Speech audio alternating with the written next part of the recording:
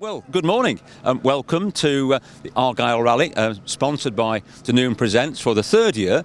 We're here on the ferry terminal, waiting for cars to arrive in a few minutes' time, ready to go into the first of a collection of stages today. So we're looking forward to a really good day. The weather is absolutely perfect, no sign of rain, midges maybe. We'll see what happens in the stages.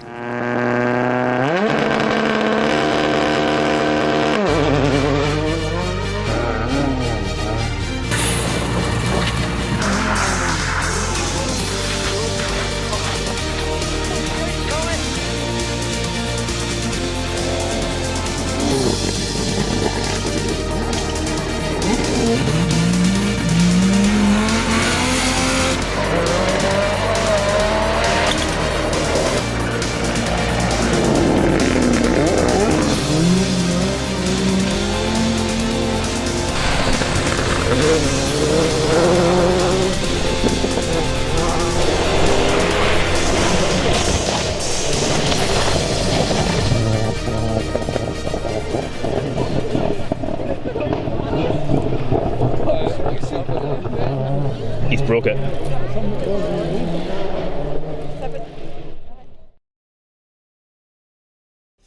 The SRC Circus descends on Dunoon for the third time to contest the resurrected Argyll Rally. And although it's not the biggest entry, most of the top players are here to contest the 8 stages.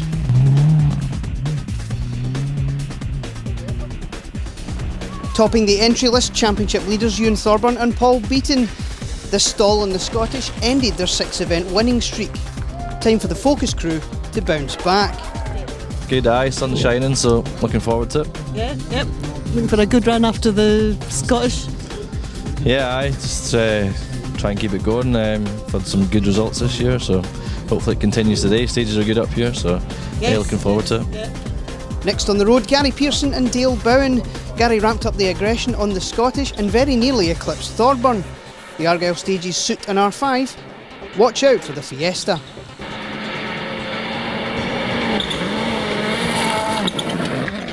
Morning, Gary. How are you? Very well, thank you. Raring to go this morning, so I can't wait for it. Good. Everything okay with the car? Yeah, ready to go. Yeah, it feels good. So now the boys have done a top job of getting it ready, so can't wait to get going. Yeah. One of the big stories of the weekend is the absence of Jock Armstrong and Cammy Fair. The Imprezza's head gasket blowing on a pre-event test. And that leaves John Wink, Bruce McCombie and Michael Binney to round out the top 5. All drivers capable of a podium finish.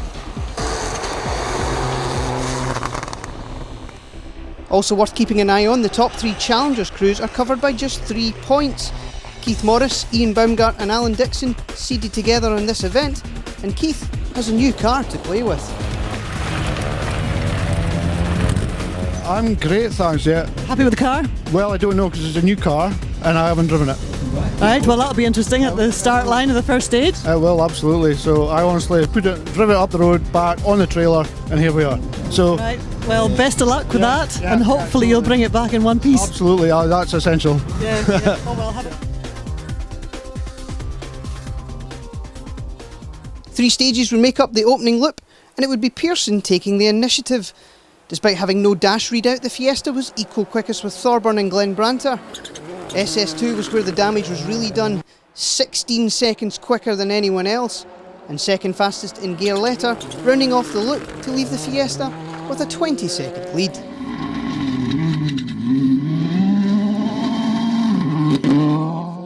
And that 20 seconds was to Thorburn. Equal after 1, Corey Alt saw the Focus pick up a front puncture, dropping 21 seconds. Fastest by just 1 second in SS3 showed how close the pace was. Barring a disaster for Gary, it was going to be tough to make up time.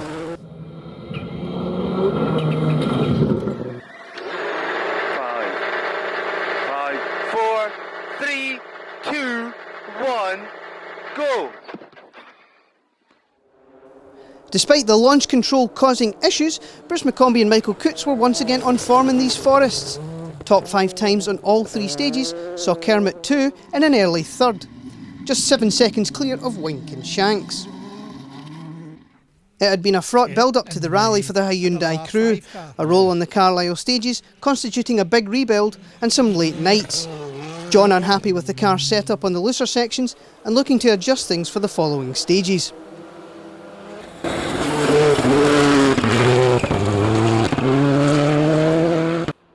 Fourth on SS1 and third in SS2, things were looking good for Michael Binney and Claire Mole. Then it would start to go wrong, a broken driveshaft in 3, dropping them to 5th. And that also dropped them into the clutches of Thomas Gray and Harry Marchbank. Top 6 times on the first 3 stages left the White Evo just 6 seconds behind Binney. Amazingly, places 7 to 12 were covered by just 20 seconds and would encompass the Challengers points battle and the top 2-wheel drives. 7th belonged to Alan Dixon and Martin Forrest, best placed of the 3 at the top of the Challengers. It wasn't a comfortable place though, they had just 2 seconds on the late entry of John McClory and David Hood. And it's nice to see the Brick and Steel Evo back out. McClory only had 4 seconds on Ian Baumgart and Sinclair Young, the Impreza an early 9th, just ahead of the 2-wheel drive battle. Here we go. First time in a Mark II Escort. Here we go. Now, this is how to drive it. No lift. 10th on their first event as an escort crew, it was a pretty sensational start for Mark McCulloch and Michael Hendry in the car formerly owned by Michael Stewart. In fact, SS1 was the first time they had driven the car hard at all, pre-event testing comprising of 2 runs down the street outside the workshop. But again, it wasn't a comfortable position. Paul McErlane and Niall McKenna were glued to the red Escort's back bumper, just 2 seconds behind them. The Irish crew absolutely flying in Argyll. Oh, gets the tail end out. Kicks up the dust. There is a wee bit of dust there. Aye, there is. Another 2 seconds back came Duncan MacDonald and Neil Ross. The top 3 2-wheel drive cars covered by just 4 seconds.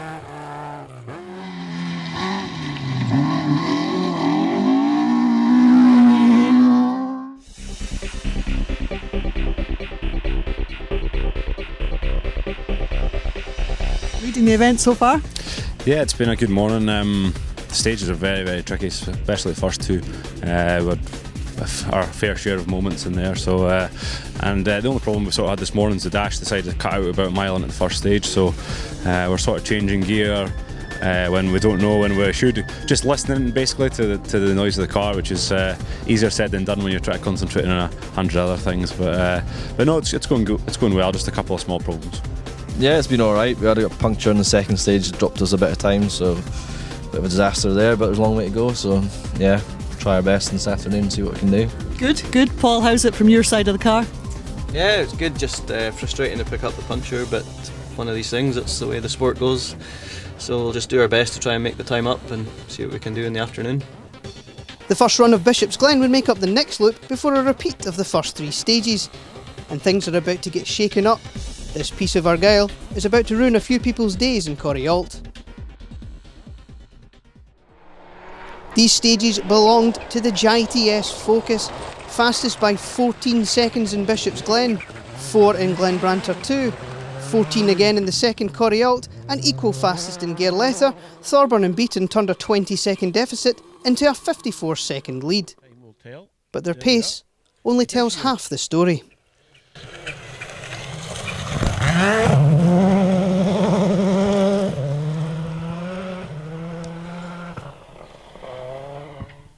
Right, well that's 2 minutes now. The almost 2-minute gap between the Focus and the Fiesta on the live coverage of SS4 already hints at what's gone wrong for Gary. Oh. Right, here we come. Oh. Well, he's either very up or very down.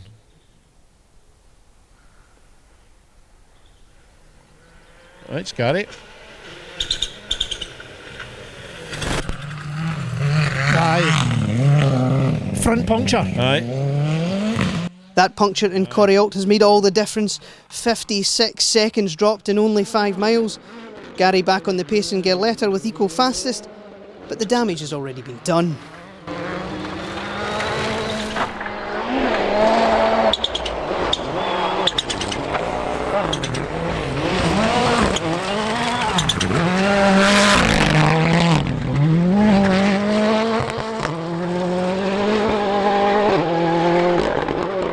Left 6, 5, 40 up, right 3 long, left 2, it's right 3 long, right, left 2 through the dip, right 2, right 1, left 8, left 1, tightens here, left 1 to an 8, right 6 long, over 70, left 2, right 7, left 6. Having abandoned the launch control completely, these stages went very well for McCombie and Coots. Top 3 times on every stage, the Green Focus was now in a comfortable third by almost a minute. And that meant more drama behind them. Michael Binney was now third, although Bishop's Glen was a disaster. Snapping the front cross member mid-stage, Michael had resorted to welding spanners to it in second service in a bid to hold it together. It was working so far.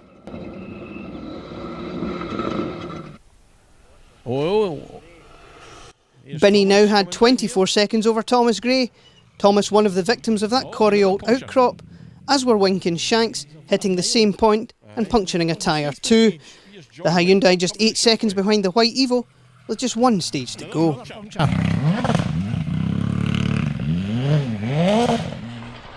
Despite all the drama, 7th still belonged to Dixon and Forrest. Comfortably second in the Challengers behind Thomas Gray, their only worry had been a big thump on the front suspension in Glenbranta. No damage was done, and they continued their solid run.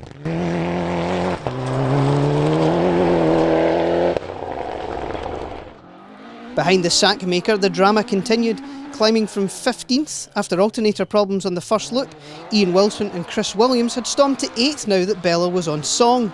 Top 10 times on all stages, including an incredible 4th fastest in Corrie-Alt, they were now in a commanding two-wheel drive lead.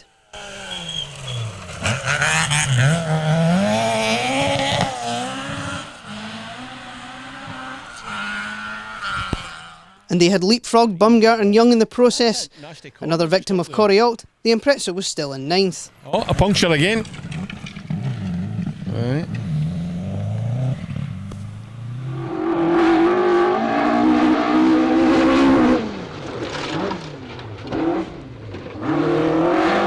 The battle for second in the two-wheel drive ranks was still intense.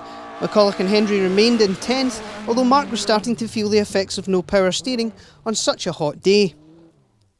MacDonald and Ross were now 11th, just 5 seconds back from McCulloch, and only 4 clear of Mackerlane and McKenna. And that battle was going to go down to the last stage.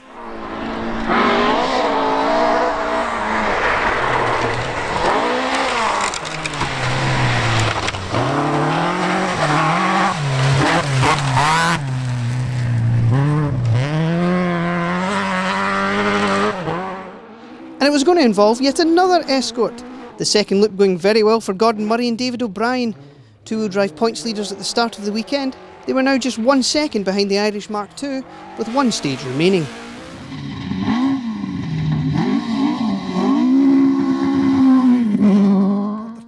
We would unfortunately lose McClory and Hood with mechanical failure after SS4, along with Keith Morris and Terry Mallon. The Challengers points leaders having a difficult day in the new car, with a spin and punctures, before they retired in SS7 with mechanical issues. Here we've got the ferry terminal. Oh, that's a puncture.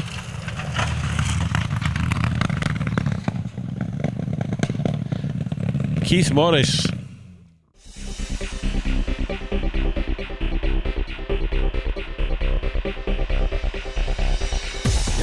You having a good day? It's now, aye, yep. It's been eventful. We've got a puncture in the second stage, and then we've been trying to catch up with Gary since then. And then, unfortunately for Gary, he's got a puncture himself, so we've now gone past him. So yeah, it was a good battle while it was going. So we're kind of gutted for Gary because it was good. Yeah, well, we lost a lot of time with that. It was getting pretty close up to that point. You know, the boys were pulling a bit back, so yeah, difficult to take, but these things happen. These boys had one earlier on, so we've all had one, so can't complain too much. Aye, we've had a good enough day actually. Stage 1 and 2 was stalled off the line. Just, I can't if it's me or if it is. I'm not blaming me, but never mind. Stage 3 we just drove it off the line because it wasn't worth it Yeah, the sometimes that's the hassle. best plan, isn't it? And that's what we've done the rest of the day, just driven it off a line, and we're losing time off a line. But once we get going, it's great. I just can't actually believe it after this morning. Like, we thought our day was a bit done, you know, as far as competing with Mark and some of the other boys. But I must say, absolutely fantastic to drive the stages. Yeah. You know, when the car was working properly and the confidence got up again, that's one of the best. Well, I hope it's going to turn into one of the best rallies we've ever had. Just the second Bishop's Glen remains for the crews to tackle. Experimenting with a new note system and different tyres, championship sponsor Kevin Crawford and co-driver Andrew Stevenson ended up in 15th overall. A brush with the scenery removing the rear spoiler along the way, and Kevin wasn't overly impressed with his own pace.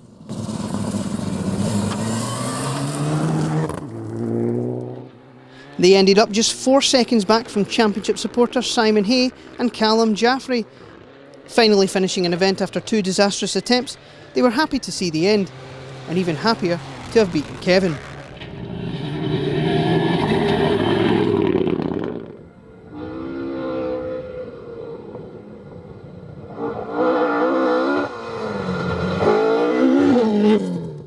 Thirteenth at the finish, it was another good run for Murray and O'Brien. Now second equal in the two-wheel drive points with 2 rounds to go. It's still all to play for.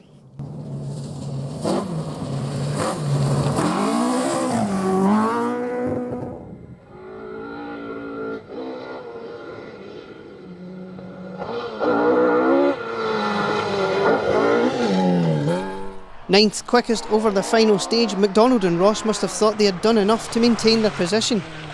However, Mackerlane and McKenna had other ideas.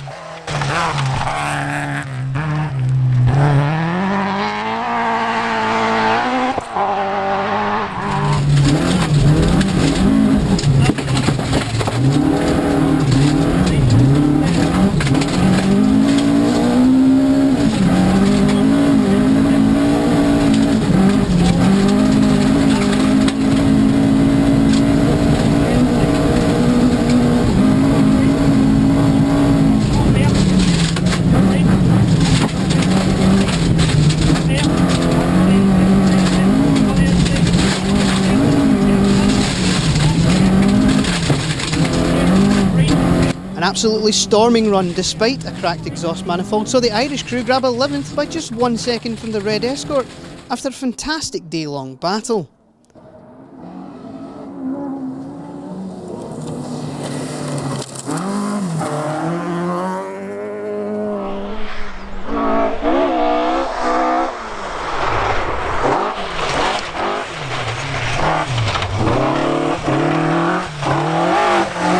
Tenth and second two-wheel drive car home was a great Escort debut for McCulloch and Hendry. Power steering and more beans under the bonnet are in the future for Mark and Michael.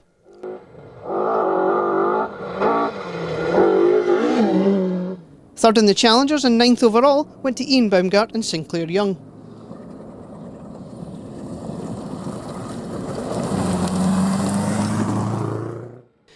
Eighth overall and a fantastic two-wheel drive win moves Ian Wilson and Chris Williams into the two-wheel drive points lead by 3 points, after a great comeback drive over the second half of the day.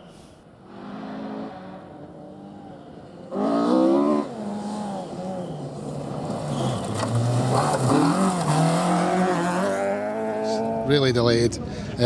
One of the best rallies I've ever done. Really, really good stages, special stages. You know, you just don't realise how good they are until you drive them. Mm-hmm. So it just makes me want to come straight back and do another, to be honest. 7th at the finish moves Alan Dixon and Martin Forrest into the Challengers points lead. The Sackmaker team continuing their good 2019 form. Yeah.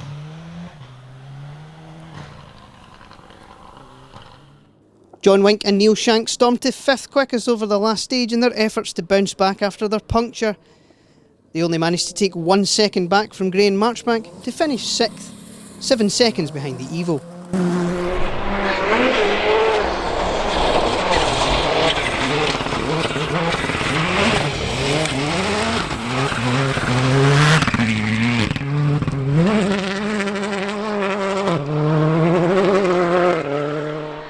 Fifth was a just reward for Gray and Marchbank's performance, taking maximum Challengers points along the way.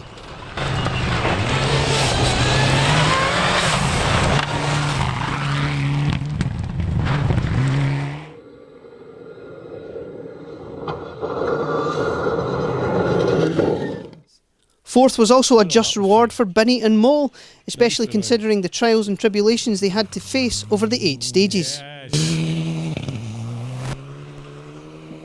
Michael, Binny's showing you how it should be done.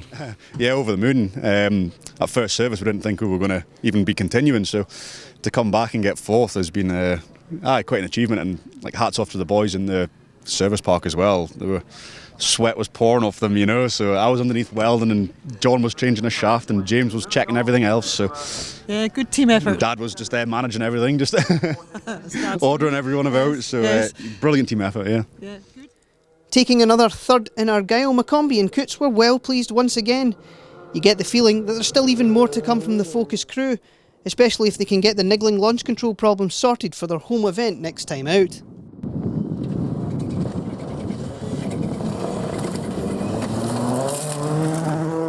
We've had fun. Stages were good. Yeah. A few issues with the launch with the car, which was maybe me, or no sure. But no, can't argue with the third. Justifiably gutted after the puncture, it was another second for Pearson and Bowen. Still, they can take solace in the fact that they have the pace. Now they just need the luck.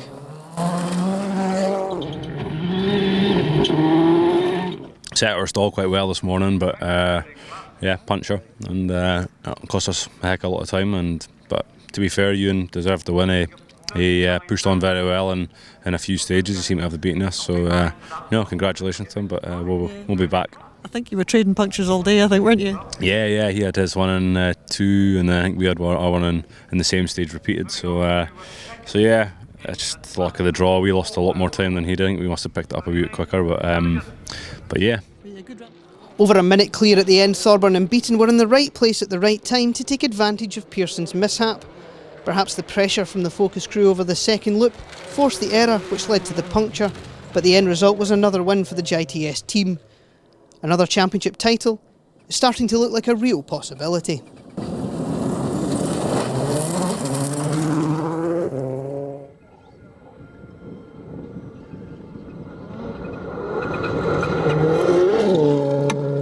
Yeah, it was good. Stages have been good, pretty technical in places, a bit of everything. So had a puncture this morning, set us back a wee bit. So yeah, Gary was trying hard as well, so we had to keep the pressure on him after we had the puncture. And unfortunately for him, he got a puncture as well, and it left us with a bit of a lead. So just to cruise through the last 3 stages and get home and get the win. So yeah, delighted to get another one this year.